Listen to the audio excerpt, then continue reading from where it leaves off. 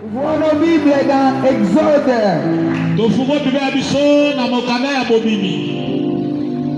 Je lirai à partir du 8e verset comme hier.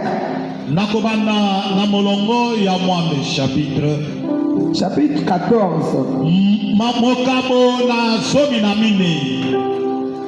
Je lis au nom puissant de Jésus. Amen. L'Éternel endurcit le cœur de Pharaon, roi d'Égypte. Et Pharaon poursuivit les enfants d'Israël. Le royaume tozola nanga okokoya na bokonzi nanga.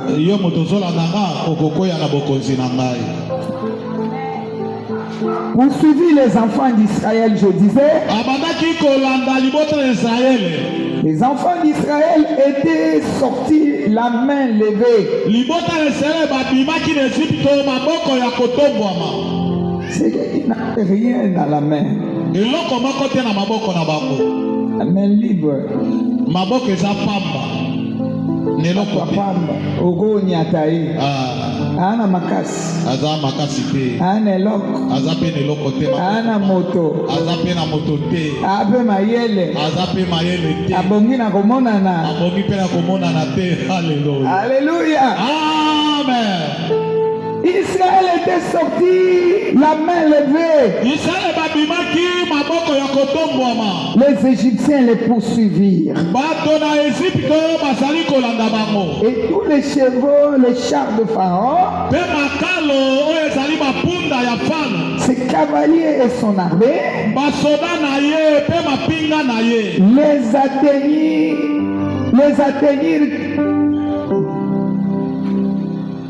les atteignirent campés près de la mer, vers Pi-Hahiroth, vis-à-vis de Baal-Tsephon. Pharaon approchait les enfants d'Israël. Levèrent les yeux et voici les Égyptiens étaient en marche derrière eux.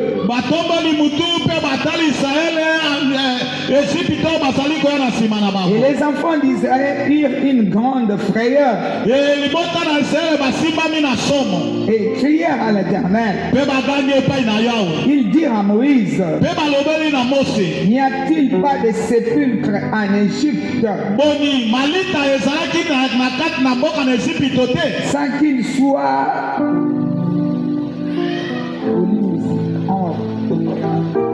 sans qu'il soit besoin de nous mener mourir au désert?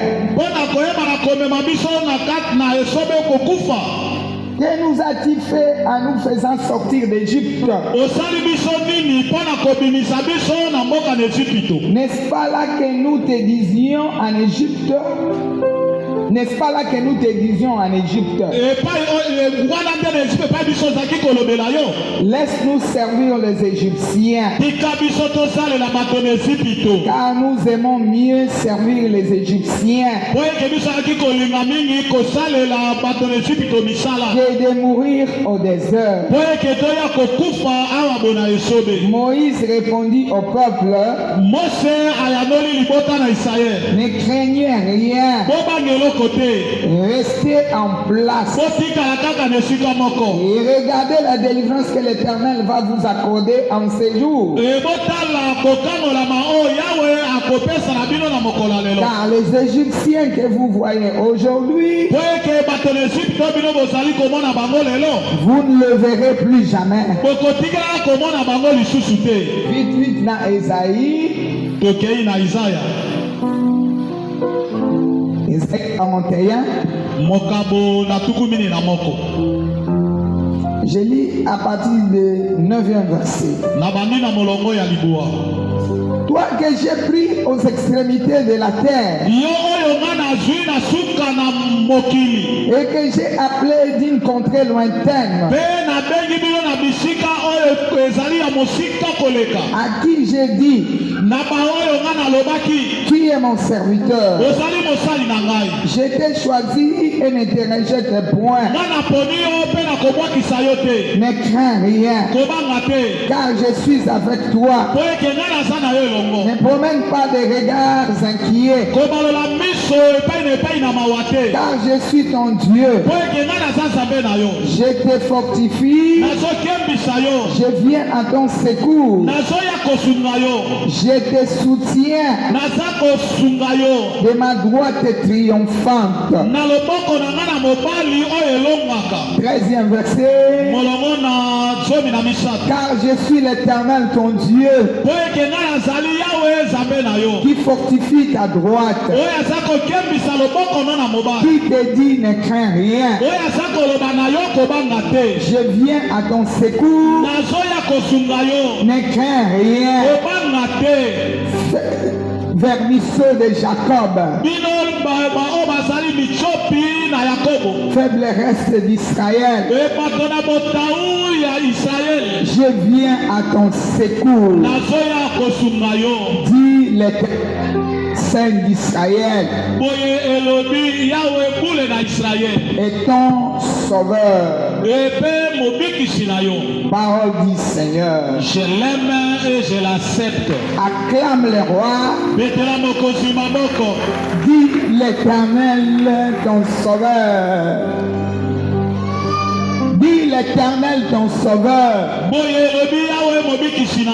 Alléluia. Amen. Bien-aimé, Éternel Dieu, dans le nom de Jésus. Éternel Dieu, dans le nom de Jésus, nous te disons merci. Nous voulons t'écouter ce soir. Toi qui nous accompagnes pour relever les défis. Je diminue, toi tu croisses. Je bénis le ciel ouvert. Je bénis l'œuvre des anges. Je te bénis, Saint-Esprit. Tu es au contrôle de toutes choses. J'amène toute pensée captive à l'obéissance du Christ au nom de Jésus. Conduis-nous jusque dans la gloire. Au nom puissant de Jésus, avec les amis, nous disons merci Seigneur Jésus-Christ. Merci Seigneur Jésus-Christ. 3 fois Amen. Amen, Amen et Amen.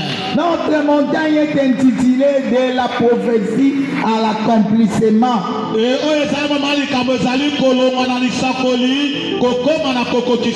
C'est qu'à l'intérieur là, donc il y a une marche.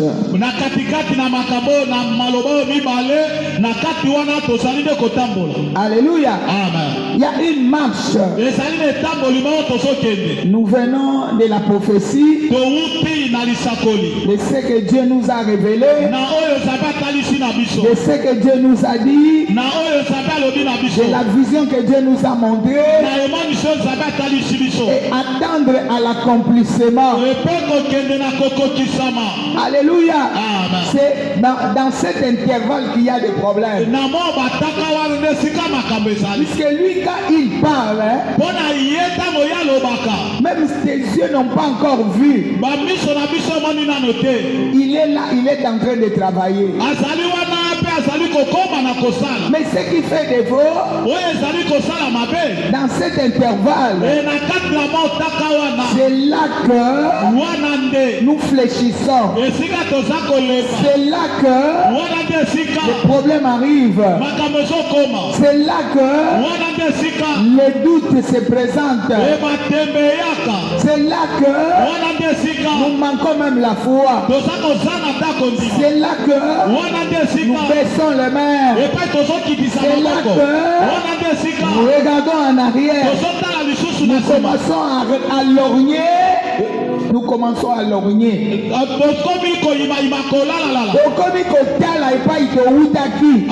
Alléluia. Kolula lisusu biloko toboyaki. Tolula lisusu mabe oyo nzamba limbisaki biso nango. Est-ce que nous pouvons ayokinga? Acclame le roi. C'était comme ça avec le peuple d'Israël. Israël sous Pharaon. Un peuple élu.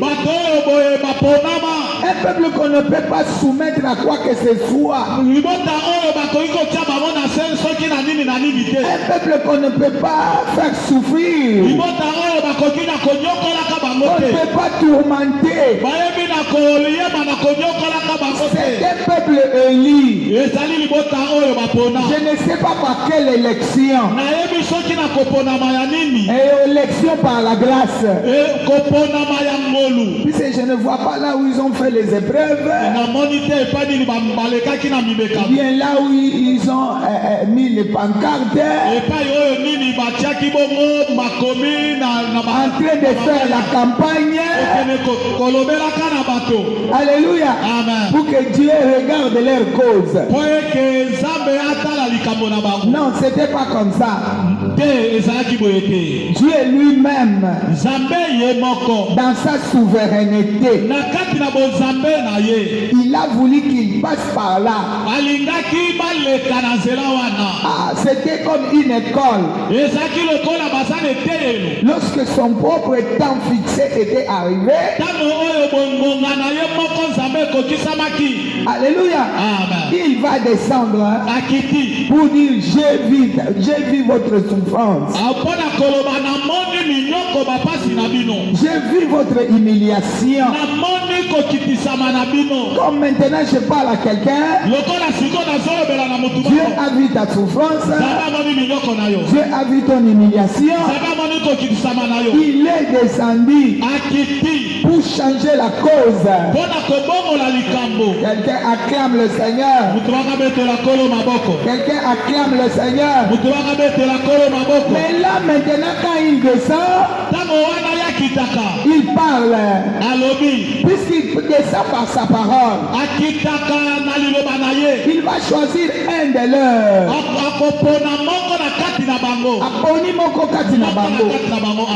À la personne de Moïse. Quelqu'un qui ne savait même pas parler. Et lui va les choisir. Comme il prend des choses viles pour confondre le monde.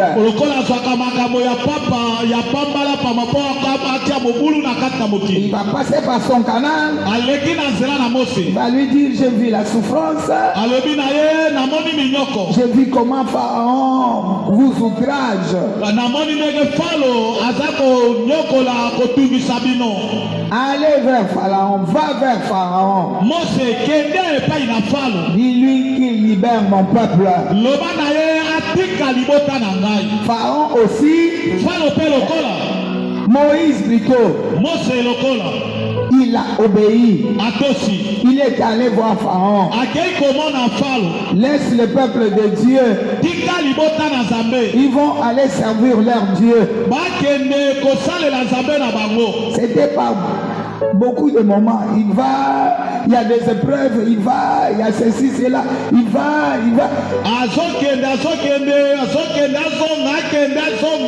Jusqu'à la fin, Pharaon va accepter.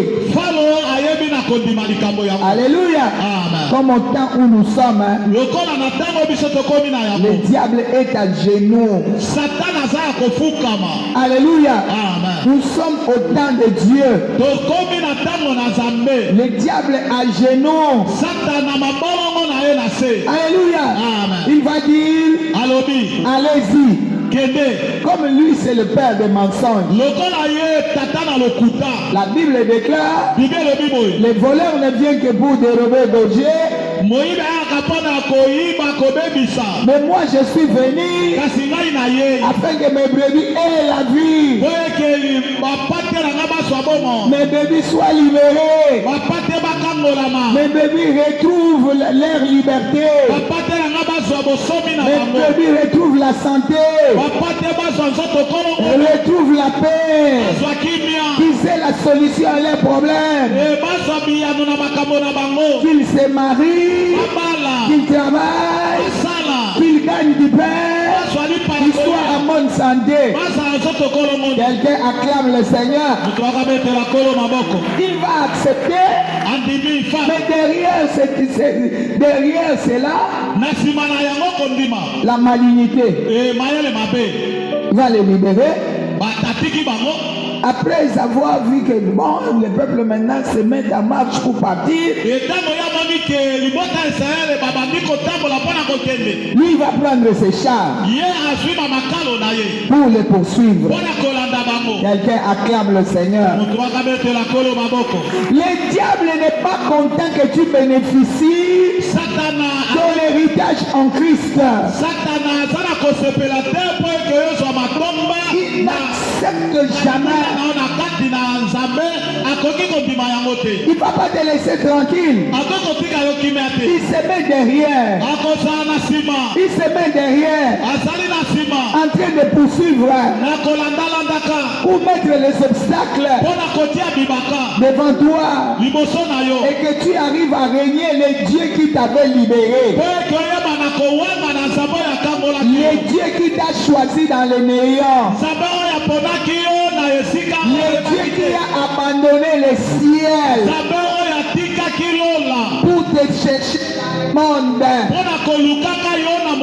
Dans ce monde troublé où il n'y a pas de paix, il n'y a pas de joie, où il n'y a pas de secours. Et si il y a mutuna, ça dépend de ye. Akambama wana moninga ezate. Olie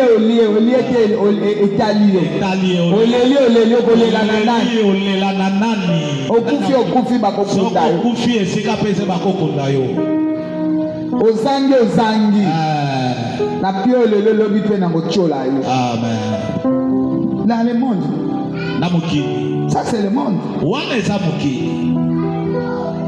Mais lui a dit non. Je vais leur démontrer que c'est mon peuple. C'est mon amour.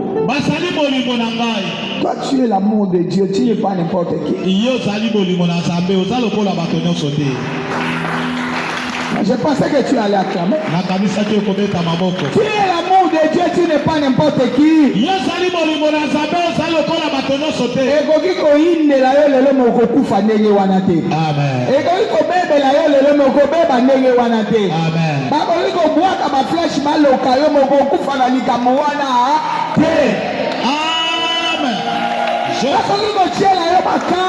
Alléluia.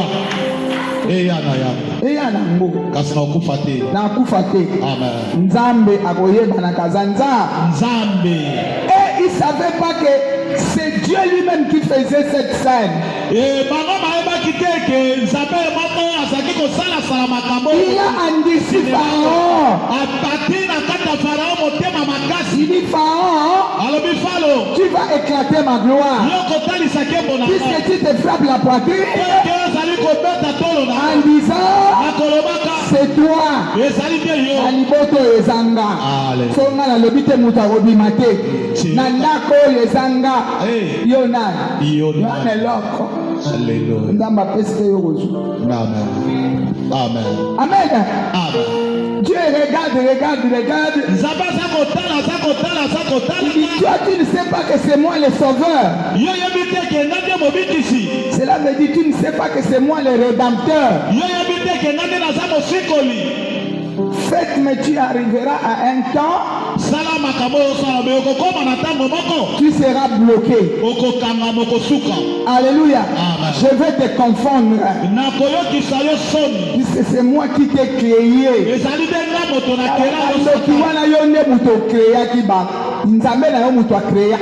Amen.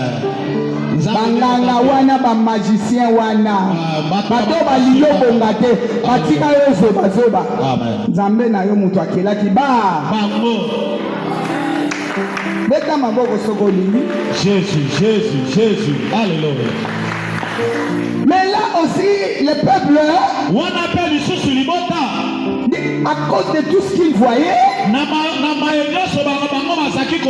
dans cet intervalle, avant l'accomplissement de la parole de leur Dieu,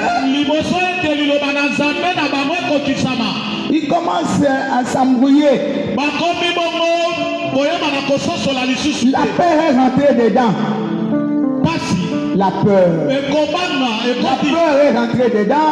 Le doute est rentré dedans. Il commence à rentrer en arrière.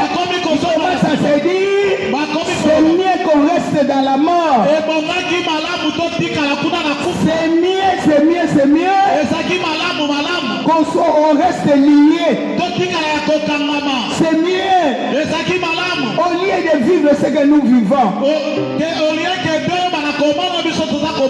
Ça s'appelle le manque de foi. Ça s'appelle le manque de persévérance. Ça s'appelle le doute. Alléluia. Quelqu'un acclame le Seigneur. C'est lui qui a parlé. Il n'était pas resté. Il les accompagnait. Il savait qu'ils trouveront des obstacles. C'est comme lorsqu'il avait dit à Abraham, quitte ton pays, quitte ta patrie, quitte ta famille, je te rendrai ton nom grand. Celui qui te bénira sera béni. Celui qui te maudira sera maudit. Mais il ne lui avait pas dit. Il ne lui avait pas dit que là où tu vas, il y aura des obstacles. Il y aura la famille. Il y aura des problèmes qui finiront même à mettre le désordre dans ton foyer. Il ne lui avait pas dit. Mais heureusement pour notre papa Abraham, lui il a cru. Yandimi. Amen. Ye atikala kika pesa papier. Ye atikala kaka na kondima. Amen. Azotambola kaka na matambe ya Nzambe. Alobi na ngolonga na matambe oyo soki muke te. Pona ebi muto alobi na ngai. Aza fidèle. Amen. Aza sembo. Il peut pas me relâcher. Il y aura des obstacles, bien sûr. Mais il ne m'abandonnera jamais.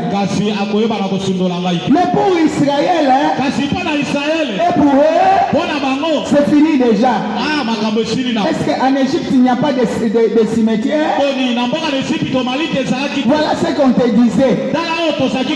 Laisse-nous servir les Égyptiens. Tu nous as amenés ici. Maintenant, on n'a pas d'habits. Maintenant, on n'a pas l'argent. On ne sait pas scolariser les enfants. Quand on était dans le monde, quand on était chez Pharaon, on pouvait même voler. C'est normal. Je pouvais même forcer les Écritures. Alléluia. C'était bon. Il n'y avait pas de problème. Mais ici, ce n'est pas le cas. Il faut vivre justement. Il faut vivre malade. Amen.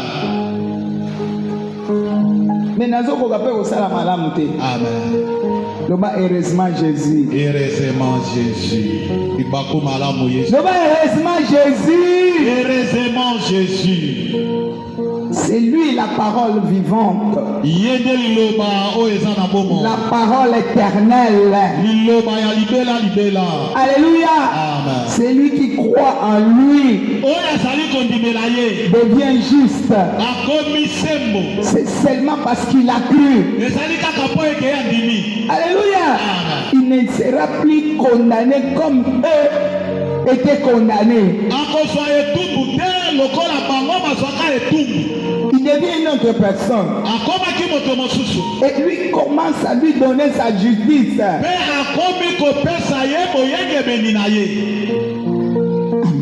Amen.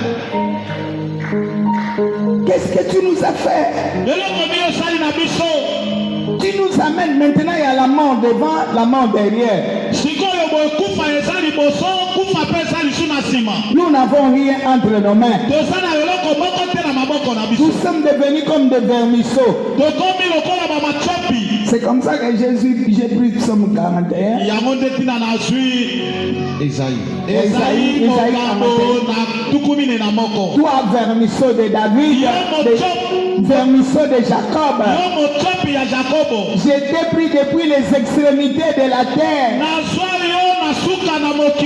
Je ne t'abandonnerai pas. Je ne te délaisserai pas.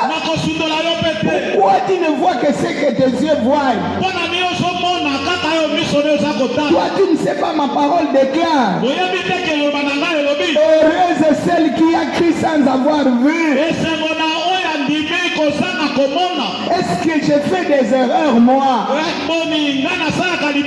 C'est moi, Dieu, le maître de temps et des circonstances. Là où je vous amène, je sais ce que je fais. Et je ne permettrai jamais que Pharaon ici gagne. Je parle à quelqu'un. Pharaon ne gagnera jamais dans ta vie. Pourquoi tu promènes des regards inquiets? Pourquoi tu es en train de craindre? Pharaon, ce soir, c'est ce problème-là. Pharaon, ce soir, c'est cette difficulté-là. Pharaon, ce soir, c'est cette maladie-là. Pharaon, ce soir, c'est cette famille désordonnée. C'est cette mésentente-là. Ekotika la karabongote. Ekosila un jour. Mais nakati na likabwana yo mutoko bimamolo. Molongi. Le kabalo. Molongi. Le Seigneur. Jésus. Alléluia. Amen. Bitumbe kozala nango. Amen. Makambe kozala nango. Amen. Benga na kotala na sima te. Amen. Na na kolela te. Na ko changer position na nga te. Bonga na ndimeli mutu moko alonga kakaka. Dans la mouton ndimeli alonga kakaka.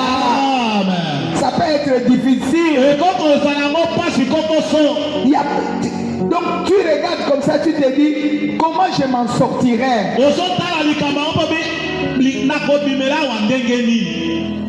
Wana mayele no yobana mnenga no wana mayele no de mtesuki. Wana de mayele no de suki. Mayele nzambe nano esuki. Te. Ya lo bisika mayele na yo esuki yango ya yo salini ebandi. Amen. So mayele na yo esuki fanda sui. Me kobwaka kondima. Te. Reste en place. Sois comme Habakkuk. J'étais toujours là. J'ai surveillé. Pour chercher à entendre ce que Dieu me dira. Quand c'est compliqué comme ça, la direction viendra de Dieu. Quand c'est compliqué, je ne sais pas où est-ce que je vais aller. C'est lui qui m'a pris depuis les extrémités. Il ne me délaissera pas. Il me donnera la direction. Alors, je vais développer mon entendement intérieur. Lorsque je suis calme, c'est alors que Dieu va parler. Je ne peux pas le laisser comme ça. Je ne peux pas me dire Nzambe pona nino tikinga boye nzamba ngo balobanga nakobwaka ye antuka nakosambela lisusu te nzambe oyo nasambeli mingi natie badini natie bofrande nakendeke mikolo nyonso mbula kute nokelanga na zeka nakosambela lisusu te pona nazotuka nzambe tala nzambe eza ta na yo te tala moninga no aza pembeni tala ye bien papa feka taya nzambe eza ta na yo te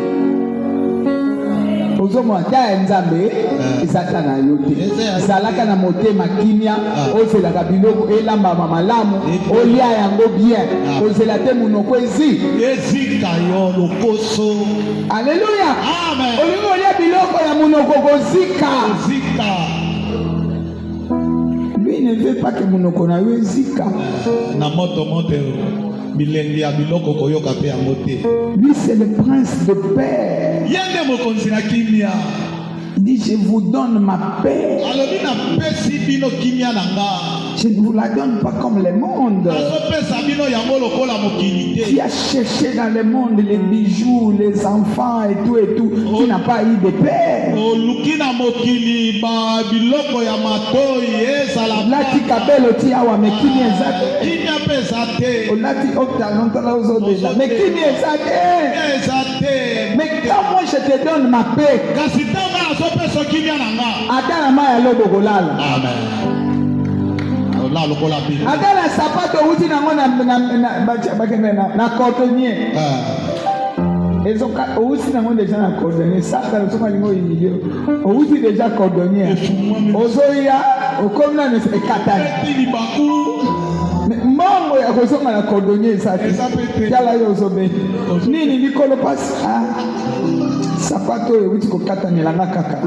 Moi bete la mutu solo. Exactement. Mais attendez, Wana. Jésus. Je ne regarderai pas celle qui mange les viandes souillées.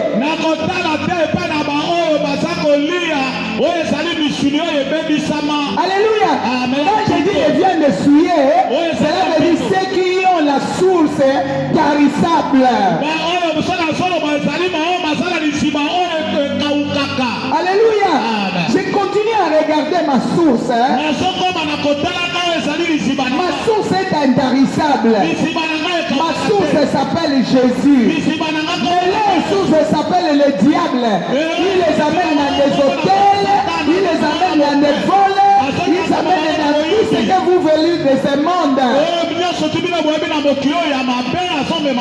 Dans les mensonges, dans l'adultère, dans la sorcellerie. Je ne peux pas les lorgner. Pour on zamena na kopesa na. Na koliango na kimia pe na kosisa ngo na kimia.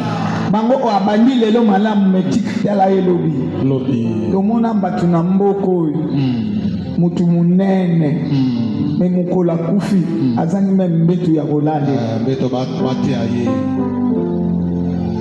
Bazo ka tu sikwe komi bien e bembeka na mo bakego kuna mais là ce to kolaka ezala ke mutu akufi bongo ngo fungola lupango batumbe bazo luka mbeto serke ide ko ya na sima kia na mbeto finika ye na tambo wana ba chaka no serke ide tia na mbeto ezaki kolala Bo finika ye bien. Mbeto ezate. Seke yo ya sima na mbeto kasi mbeto ezate. Tia na mbeto. Unena muto na ba jeep na ba ni. Tonu kaliboso mbeto seke biliki ko. Seka so biloko muna ndenge ya mabe. Oya hotela héritage pesa nango te. Mais ya mbongo muto aza okaba ba $10,000, ba $100,000. Mais comment il peut terminer comme ça? Boni akoki kosuka mabebe. Non. Il a eu ça dans le monde. Aswaki amonde na mokili. Ce que nous avons en Jésus. Oyo biso tozana ngo kati na Yesu. Ekola kamalembe malembe. Wo! Et puis écosi la terre. Écosi la ce qui est bon pour nous, écosi la terre. Et donc la malembe na jokoli lelo na lié. Amen. Maman va quand on lia télé, l'on a lié. Amen. Le ben a lié. Amen. Le beaucoup n'a pas lié. Amen. Le beaucoup n'a pas lié. Amen. Na zape ko kol. Amen. Na zape ko tani saban. Amen. Na zape ko mata. Amen. Le beaucoup na tongi. Amen. Le beaucoup na somme le pain. Le beaucoup na baba baba. Jésus. Lentement mais sûrement. Malembe pena kati na kimia.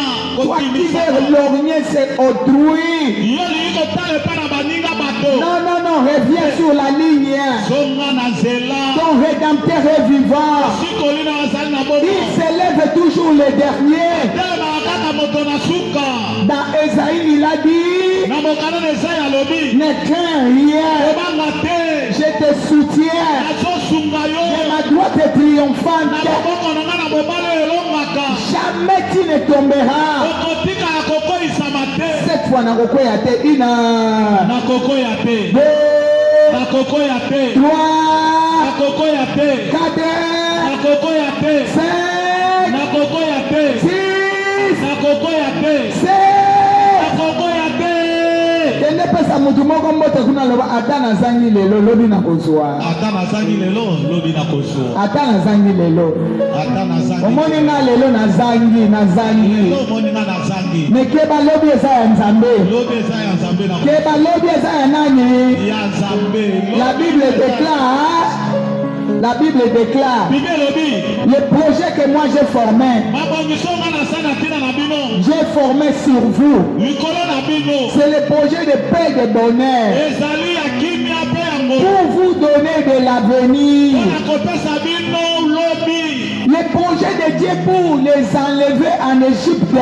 Mabongisi na Nzambe mpona te na Israele kolongola bango na Esipito. C'était pas pour les laisser en cours de route. Ezalaki te mpo eke atika bango na nzela. C'est pas pour les laisser à genoux. Ezalaki te ayebana kotika bango C'est pas pour maboko les laisser que Pharaon vienne les tuer. ezalaki te mpo eke Falo aya koboma bango. C'était pour éclater sa gloire. Ezali mpo eke atalisa nkembo na ye Entre les mains de Dieu, na maboko na Nzambe. qu'il vente et qu'il pleuve, Ayebeta te la gloire de Dieu finira par s'éclater. ekembo na Nzambe La gloire de Dieu finira par s'éclater. nkembo na Nzambe kosuka Qu'il vente et qu'il pleuve. mbula ayebeta te. Ata naza na se ya ngoma, Alléluia. yebaka ke nakokoma na songe yango. Na ngomba. Yo moto sokomi na songe kosekanga te. Amen. Nga mpe nazomata malembe na ntango ya Nzambe na kokoma koningisa ngai te. sanga te. Nga mpe nakolata talon. Nga mpe nakotia parfum. Nga mpe nakozwa kabelo ya awa. Nga mpe nakokota na cheche.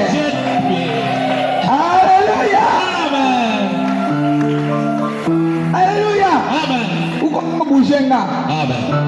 Uko zo bujenga. Mpo anozoningisa ngai. Yo nde mokonzi ya ntango. Yo nde kolo ntango. Yo wana ovivre na montre na yo wana. Montre oyo ekokufa yo okoti yango na mai ekufi. Me montre ya Nzambe ekufaka. Tala ba montre so okoti nango na mai awo tala bo. Et ça ne fonctionne plus. Moi ça me fait comment? Oh la pile. La montre de Dieu ne connaît pas les choses de pile. Amen. Lui, quand il a tracé le projet, donc il faut qu'il arrive jusqu'à la fin. Alléluia. Donc là, nazana kata projet Nzambe. Nazana kata projet ya Nzambe. 2. Nazana kata projet ya Nzambe. 3. Nazana kata projet ya Nzambe. 4. Nazana kata projet ya Nzambe. 5. Nazana kata projet ya Nzambe. 6. Nazana kata projet ya Nzambe. 7. Nazana kata projet ya Nzambe. Oyo aloba mpo na ngai ekokokisama. Aloba mpo na ngai ekokokisama. Au temps fixé de Dieu, Na ntango ya Nzambe. me ekokokisama. Amen. Nakosuka na mai ya misu soki moke. Banda kwa moke. Pourquoi tu as de la valeur? Mpona nini osala motuya? Tu as de la valeur. Osala motuya. Satana. Kodefisanga maloba te. Kodefisanga maloba na yo te. Kodefisanga maloba te. Kodefisanga maloba Ne m'emprunte pas tes paroles. Kodefisanga maloba na yo te. Tu es toujours là en train de me suivre derrière. Ozali kaka wana kolandana ndaka na nsima. Un petit problème. Likambo moke. Tu Tu me lances tes paroles. Malheur te.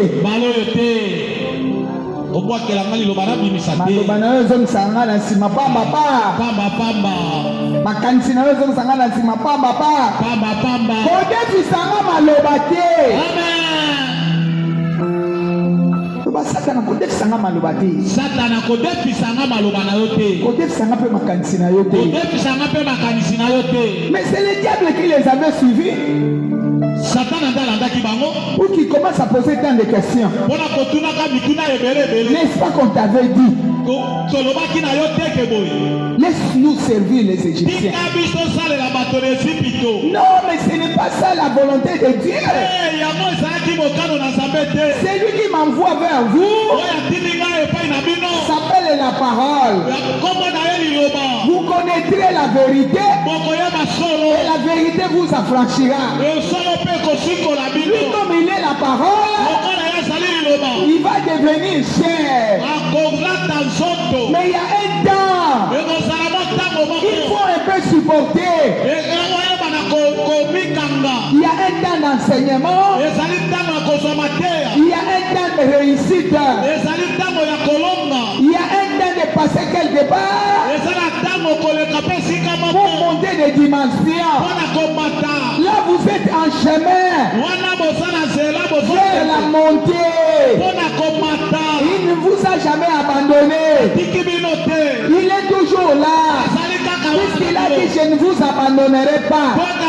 Vous ne laisserez pas. Il est derrière sa parole. Mais pourquoi vous vous inquiétez? Vous voulez regarder en arrière. En arrière, il n'y a pas de vie. C'est l'échec, c'est la mort. Dieu ne vous a pas destiné à la mort. Regarde devant. Le Rédempteur est vivant. Il est devant. Il a dit venez à moi. Vous qui êtes chargés, fatigués, je vous donnerai du repos. Vous cherchez où? Vous cherchez chez Moïse. Moïse était porteur de la parole. Il a porté la parole. Il fait ce que la parole lui a dit de faire. Alléluia. Ne vous apportez pas à la parole.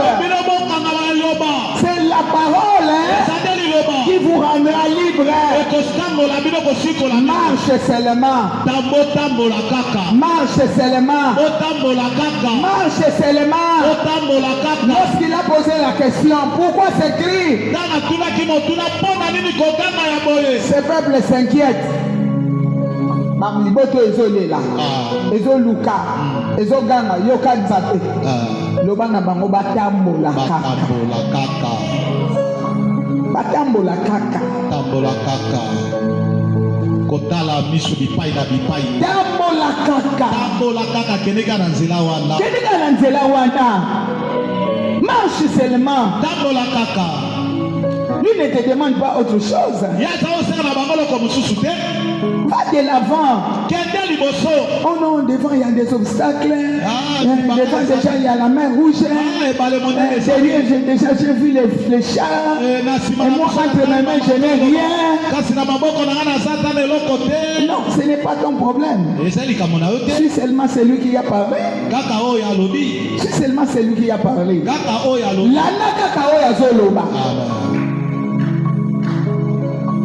Tout le monde a zolo kangaya. Amen. Est-ce que tout le monde a zana ngaya? Amen. Nazomo na yote. Tout le monde a zana ngaya. Alléluia. Tout le monde a zana ngaya. Alléluia. Jésus. Acclame le roi. Il n'a pas destiné à la mort. Il ne t'a pas destiné à l'échec. Non. Il ne t'a pas destiné au chômage, au célibat, à la stérilité. Non. Alléluia. D'ailleurs, dans son pays, Il n'y aura point de femmes stériles, ni de femmes qui avortent. Il veut que tu prospères à tous égards. Comme prospère l'état de ton âme.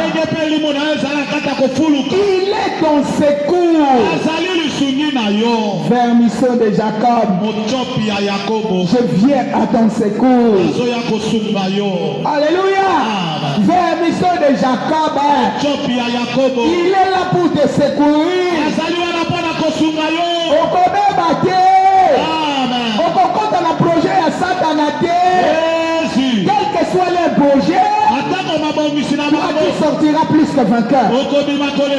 Qu'il vente et qu'il pleuve, Christ est à moi, espérance et la gloire. Christ est à moi, espérance et la gloire. Christ est à moi, cela veut dire quoi? La parole à moi. Alléluia. Et la puissance de la parole me conduit. Et dans cette parole, il y a la vie. Comme moi je me déplace, là où il y a la mort, la vie entre. Puisque j'ai la parole à moi. C'est ce qui s'était fait. L'eau s'était fendue. Là où il passait, c'était les secs. C'était les secs. Jusqu'à ce qu'ils ont sorti.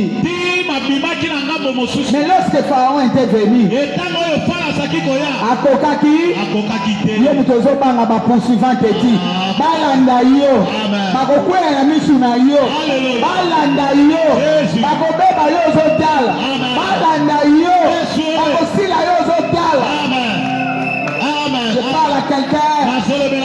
Bakolanda yo, Jésus, baosila, baobeba, baotelengana, makamina bango ekosila, yo komba na kosimba yenda.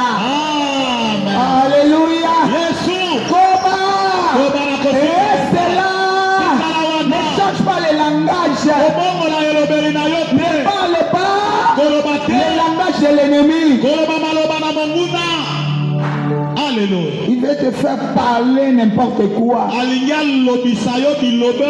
pour te souiller. Soko sumu qui a joué sika.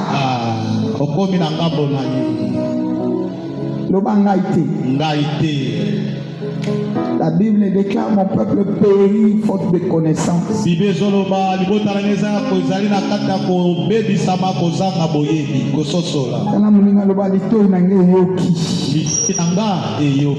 Ekoti na motema na ngai. Satana. Osaya kosuka. Cette fois le sang de Jésus. Le sang de Jésus-Christ. Le sang de Jésus-Christ. Le sang de Jésus-Christ. Le sang de Jésus-Christ. Le sang de Jésus-Christ. Le sang de Jésus-Christ. Les mains levées. Le sang de Jésus-Christ est comme la mabok. Invoque le sang dans ta vie. Tout ce que l'ennemi avait planté dans ton esprit. Que le sang de Jésus lave cela. Tout ce que l'ennemi a planté dans ton cœur. Le sang de Jésus lave cela. Les lunettes qu'il t'avait empruntées. Boakelango makila. Longola lunette wana. Yebisa na kolata lunette na yo lisusu te. Toi qui voulais me diminuer. Liloba na Nzambe lobi na ya ndenge na yali. Na lokuta na ngana moyibi na nga. Na makanga na ngai. Na songi na ngai. Toi tu commences à me montrer arrière. Non. Le sang de Jésus. Alléluia. Le sang de Jésus. Le Dieu qui m'a pris depuis les extrémités de la terre. Il ne m'abandonnera jamais. Ne me dis pas le contraire. Je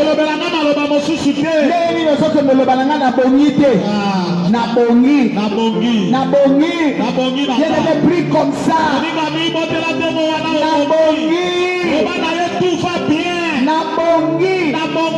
Alléluia. Je suis digne. Alléluia. Nabongi na kobonga. Nabongi na kopambwama. Nabongi na kopona na mutu. Nabongi na zala na dignité. Tu ne vas pas me dire le contraire. Les amatumusu satana sakuma kobetele lisolo. Ya relaxer que tu es inutile. Le bana yelo kutana yo. Yo pharaon. Ozoyela nga makanisi ya mabe. Oh laksana ke naza inutile. Je ne suis pas inutile. Je suis utile. Le secours de Dieu est là. Toi qui me montres autre chose. Moi je te montre le sang. Il y a quelqu'un qui a payé le prix. C'était pour moi. Tu veux me faire rentrer dans le problème, pourquoi? Tu veux me faire rentrer dans la mort, pourquoi? Tu veux me faire rentrer dans l'échec, pourquoi? Ce n'est plus le cas. Au nom puissant de Jésus. Au nom puissant de Jésus. Je suis du côté des justes. Le juste vivra par la foi.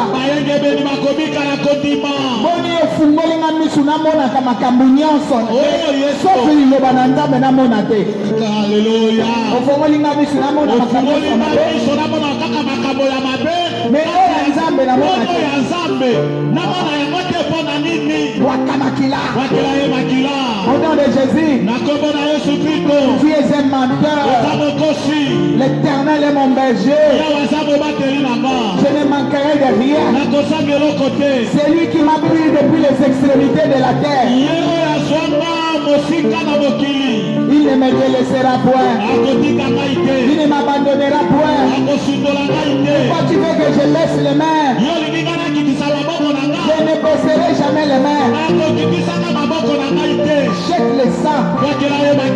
La Bible même déclare: cette influence ne vient pas de vous.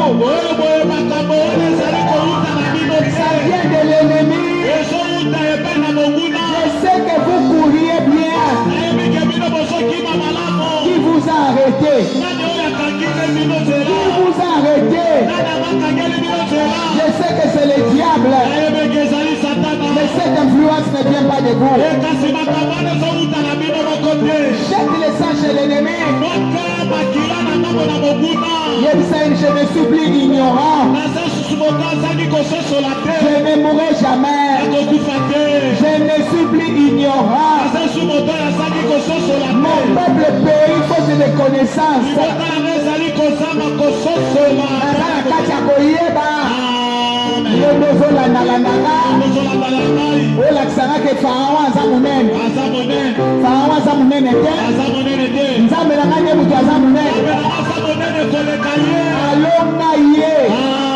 Et puis même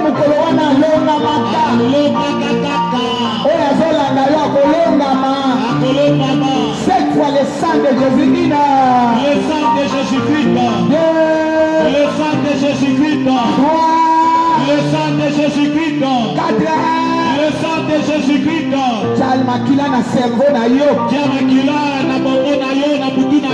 C'est que tu raisonnes. Au nom de Jésus. Le sang de Jésus dans ton cerveau. Dans ton cœur. Ce qui te trouble. Mais le sang de Jésus. Satan, pourquoi tu viens me troubler? Je viens te troubler. Le Dieu que moi je sers, il est le trouble qui va te troubler. Au moment où je parle, il met les troubles dans ton camp.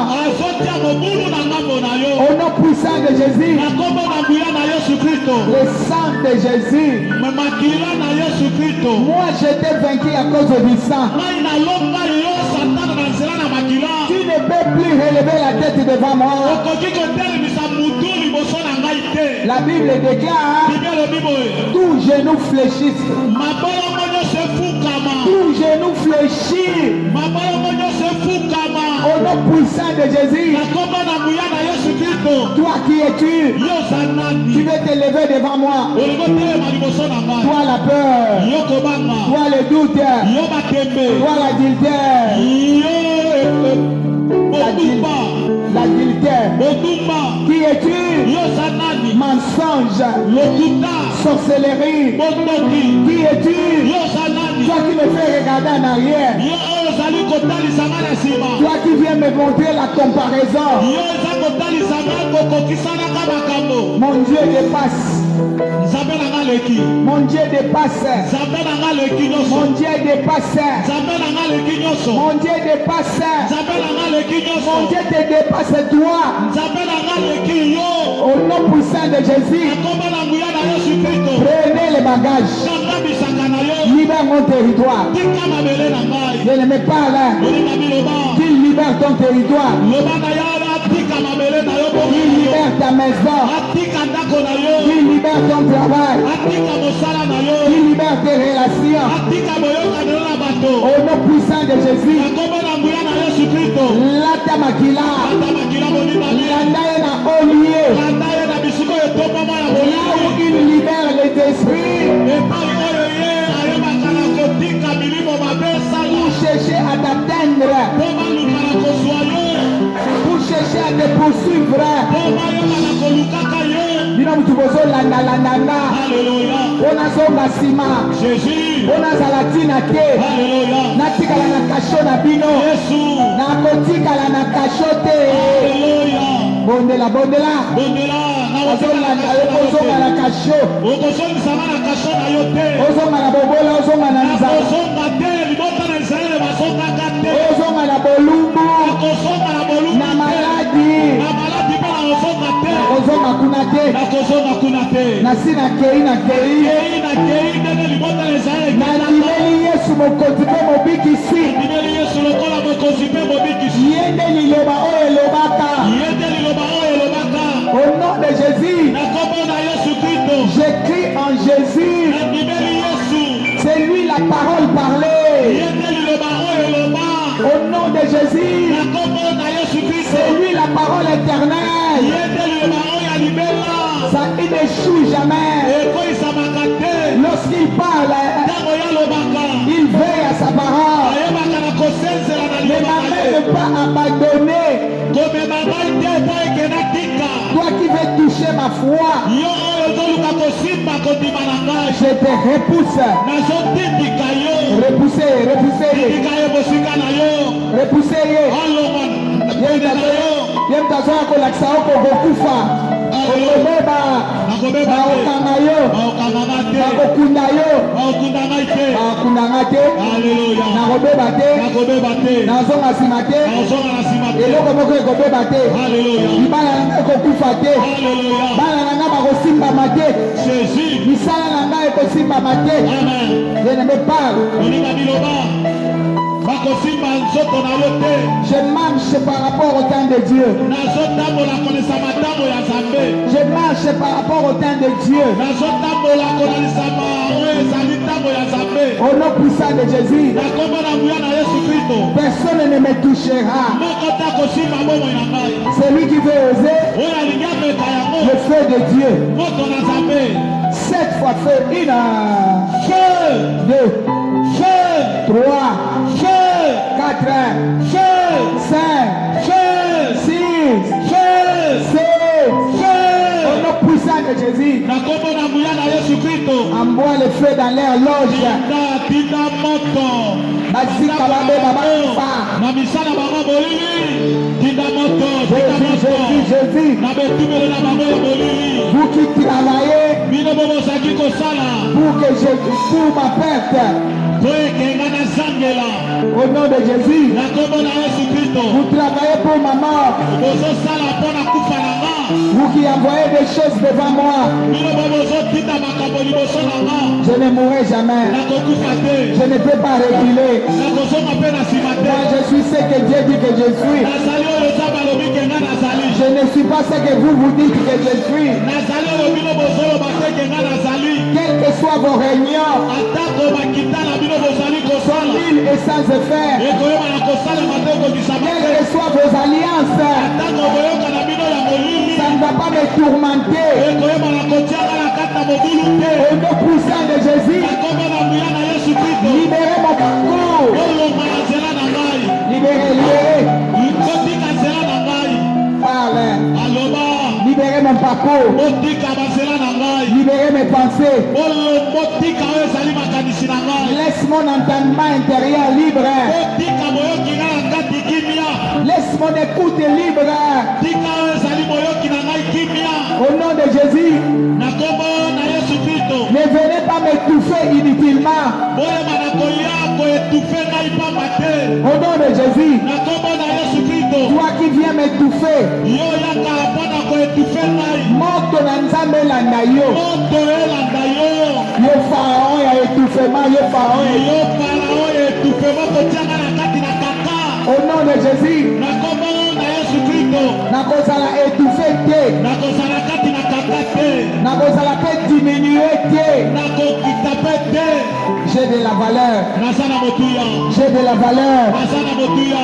j'ai de la valeur naza na motuya j'ai de la valeur naza na motuya j'ai de la valeur naza na motuya oza mokosi monene oza mokosi monene j'ai de la valeur naza na motuya oza mokosi monene oza mokosi monene yo toi qui me fais voir yo ozotalisanga que je n'ai plus de valeur naza na motuya na bomoi te que je suis inutile nazali pamba na mokili oyo non je suis la prunelle de l'œil de Dieu kokosanga te nazali mbuma na miso na nzambe je suis la prunelle de l'œil de Dieu nazali mbuma na miso na nzambe on ne touche pas au loin de Dieu basimbaka bapakolami na nzambe te prenez les bagages bokanga bisaka allez dans les lieux arides bokelela bisika mikauka plus jamais ne rentrez dans mon territoire botika ya kozonga na bomoi na ngai na nzoto na ngai te aimez les barrières de sang nazotia motelo na makila na Yesu tia barrière à makila tia motelo na makila na Yesu tia bazonga barrière à makila tia motelo na makila na Yesu bozonga te botika ya kozonga te botikanga nakende botikanga nakende mpo na libela nabongisama mpo na lipamboli abongisaka mpo na lipamboli botika kondima na ngai ekola Alléluia.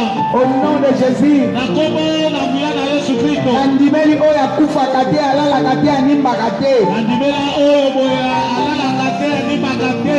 au nom puissant de Jésus Na kombo na nguya na Yesu Kristo. au nom puissant de Jésus Na kombo na nguya na Yesu Kristo. oyo ngai nandimeli Oyo ngana ndimeli alalaka te alalaka te. animbaka te Animaka pe te. avoyageaka te Abebukaka pe. aza na kati ya bakomplot na bino nyonso to akotaka kuna mpo azodejue Azali na mabongisi na bino nyonso molili mpe akotaka kuna. au nom puissant de Jésus Na kombo na nguya na Yesu Kristo. je proclame la victoire Nazotatela elonga. je ne suis pas vainqueur Naza molongi te. je suis plus que vainqueur Nazali koleka balongi. proclame la victoire Tatola elonga. proclame la victoire Tatola elonga na bomoi na yo. j'ai gagné Nalongi. proclame la victoire Tatola elonga na ndako na yo. au nom puissant de Jésus Na kombo na nguya na Yesu Kristo. j'ai gagné Tatola elonga. personne ne me dira le contraire Moko te kolobelanga maloba mosusu. j'ai gagné Nalongi. bien aimé proclame Moninga misakola. qui es-tu pour arracher ma victoire Yo za nani mpo ya kobotola elonga na nga. qui es-tu pour arracher ma liberté Yo nani mpo ya kobotola bosomi na nga. qui es-tu pour me mettre au cachot Yo za nani mpo ya kotianga na boloko. puis jamais je rentrerai au cachot Nakotikala kozonga esu na boloko te. menteur Okosi. menteur Okosi. c'est pour la liberté que Christ m'a affranchi Ezali mpo na bosomi Yesu asikola ngai. cette fois liberté une Liberté. deux Liberté. trois Liberté. 6, Liberté. 7. Liberté. Loba na koti na bonsomi na nga. Na koti na bosomi na ngai. Bino Bino bato ya tembe. na kati na kateli bino etumbu. Kateli bino etumbu. Allez, katela bango etumbu. Katela bango etumbu. Tu entres dans ta liberté. Okoti na bosomi na yo. Et katela bango etumbu. Katela bango etumbu. Na kateli bino etumbu. Kateli bino etumbu ya liwa.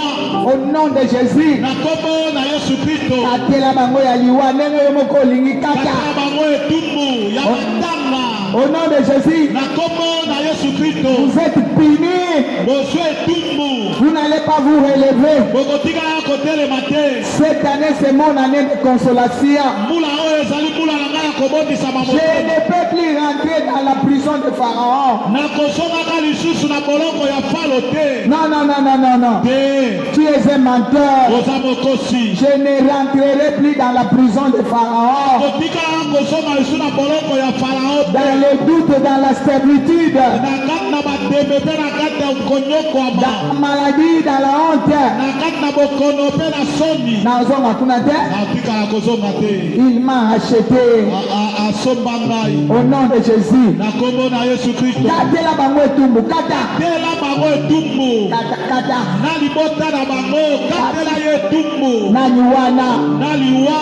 Na musala na Na yo. mosala na Na yo. ndako na yo. Na ndako na yo. Na bana na yo. Na bana na yo. Na nyonso ya yo. Na nyonso ezali na yo. Katela ye etumbu. Katela ye etumbu. Loba sikoyo te. Sikoyo te. Ebaka te. Nde ntango nayebaka te. Mais lelo nayebi. Kasi lelo nayebi. Nasosoli. Nasosoli mpe lokola. Ya mwana mpe nalongi yo. Yango mpe lokola nalongi yo. Au nom puissant de Jésus. Kombo na nguya na Yesu. 7 fois Saint-Esprit. 1, Saint-Esprit. 2, Saint-Esprit. 3, Saint-Esprit. 4, Saint-Esprit.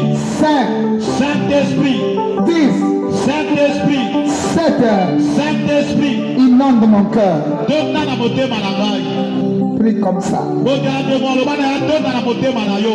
Inonde mon cœur. Tonda na motema na nga molimo mosaka. Inonde ma vie. Tonda na bomoi na nga molimo mosaka. Aide-moi Sunga ngai. à retenir tes promesses. Na kokanga oyo ezali bilaka na yo. Aide-moi Sunga ngai. à vivre selon ta parole. Na bika kolezama liloba na yo. Aide-moi Sunga ngai. que je ne me détourne point de toi. Nayeba na kopesa yo bokombo te. Aide-moi Sunga ngai. que je vive ta volonté. Na bika oyo ezali mokano na yo. Éternel Dieu, Yawe Nzambe. dans le nom de Jésus, Na kombo na Yesu Kristo. nous disons merci pour le premier jour. Matondi mpona mokolo ya liboso ya ngomba. Nous bénissons aussi ceux qui nous suivent sur le net.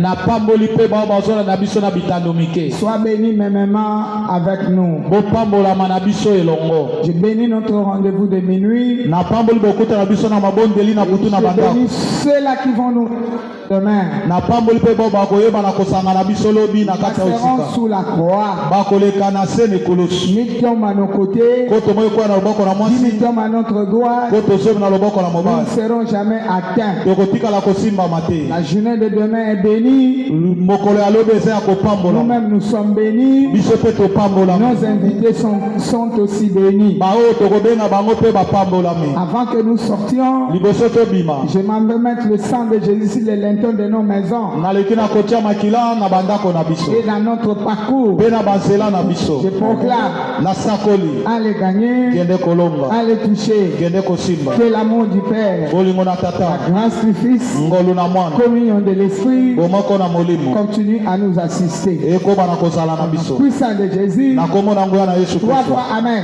Amen. Amen et amen. Shalom. Shalom.